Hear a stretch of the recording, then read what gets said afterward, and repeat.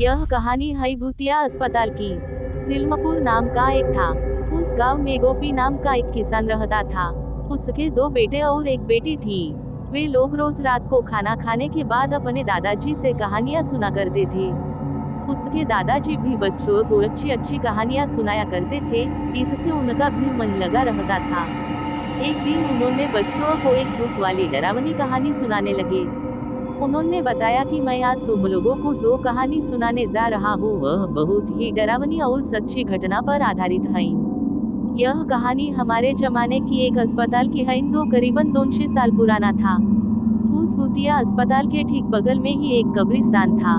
उस अस्पताल में आज से 80 साल पहले एक लड़की तड़प तड़प कर गई थी और मरने के बाद भूत बनकर हर दिन किसी न किसी को मारती थी।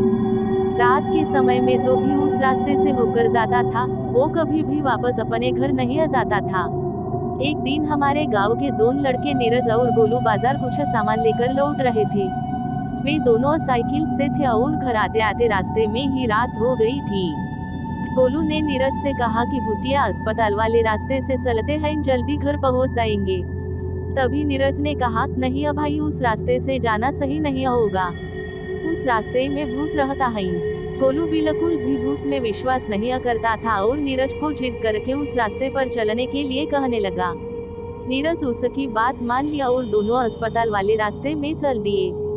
उस समय रात के 10 बज चुके थे। भगवान का नाम लेकर वे दोनों उस रास्ते पर चल दिए। चारों तरफ से अंधेरा हो चुका था, सामने कुछ भी दिखाई नहीं दे रहा था। जैसे ही वे दोनों आगे गए, रास्ते में कीच पड़ा हुआ था। अंधेरे में उन लोग को दिखाई नहीं दिया और साइकिल लेकर वे दोनों गिर गए। थोड़ी बहुत चोट लग गई थी, लेकिन फिर भी उन्होंने जल्दी से अपना साइकिल उठाया और गांव की ओर चल दिए, क्योंकि भूत का डर भी था कि कहीं से आ न जाए।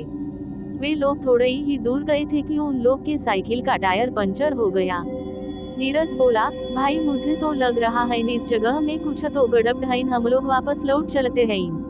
लेकिन गोला बोला ऐसा कुछ नहीं है, चलो चुपचाप, कुछ गड़बड़ नहीं है। फिर वो दोनों आगे बढ़ गए। फिर कुछ दूर गए तो किसी छोटे बच्चे की रोने आवाज सुनाई देने लगी। इस बार गोलू भी बहुत डर गया था।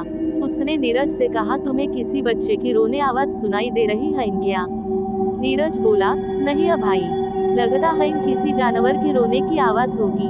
फिर उस आवाज को अनसुनी करके दोनों आगे चल दिए। कुछ देर बाद फिर वो आवाज सुनाई देने लगी। दोनों एकदम बुरी तरह से डर गए थे और वे लोग अपना कदम तेजी से गांव की ओर बढ़ाने लगे।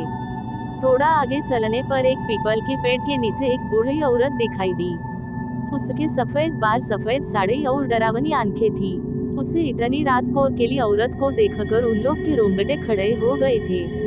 उन्होंने पीछे मुड़कर देखने का सोचा, तभी वो बुढ़िया आवाज लगाई, रुको बेटा, मेरी थोड़ी मदद करो, मुझे ठीक से दिखाई नहीं दे रहा है। तुम लोग मुझे उस हाईवे तक का रास्ता दिखा दोगे क्या? उन लोग ने डरते डरते उस बूढ़ी औरत के नजदीक जाकर उससे पूछते हैं, कहाँ से आ रही है ना आप, वो भी इतनी रात को? तो उस बुढ़िया ने कहा कि मैं पड़ोस के गांव की रहने वाली हूँ, मेरे पास कोई भी साधन नहीं था, इसलिए मैं पैदल ही चल पड़ी। अब रात हो गई है ना और अंधेरा भी छा गया है, कुछ दिखाई नहीं दे रहा है बेटा। तुम लोग मुझे उस गांव तक छोड़ दोगे तो बड़े मेहरबानी होंगी। उन दोनों ने उस बुढ़िया के बात पर विश्वास कर लिया और उसे अपने साथ लेकर निकल पड़े। नीरज और गोलू आगे थे और वो बुढ़िया पीछे चल रही थी। रास्ते में वो बूढ़ी औरत उन लोग से सारी बातें पूछने लगी कि तुम लोग कहाँ के रहने वाले हो और कहाँ जा रहे हो। फिर ऐसे ही बातें पूछते पूछते उन लोग को दूसरे रास्ते में ले जाना चाहती थी, लेकिन वो लोग तो पहले से डरे हुए थे, रात भी बहुत हो गई और उन लोग को जल्दी अपने घर भी जाना था, इसलिए बुढ़िया के बात का ज्यादा ध्यान नहीं दे रहे थे।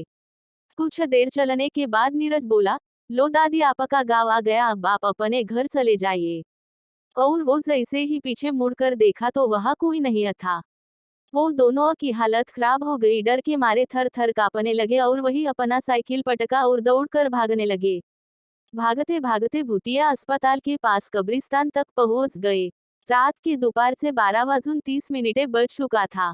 वे लोग पसीने से तरबतर हो गए थे और कब्रिस्तान पार कर जल्दी से अपने घर चले गए। उन लोग को लेकर घर वाले भी बहुत परेशान और चिंतित थे। फिर उन दोनों ने अपने घरवाले को सारी बातें बताई जो उनके साथ हुआ था, और तब से रात के समय में उस रास्ते से कभी नहीं जाने का फैसला किया।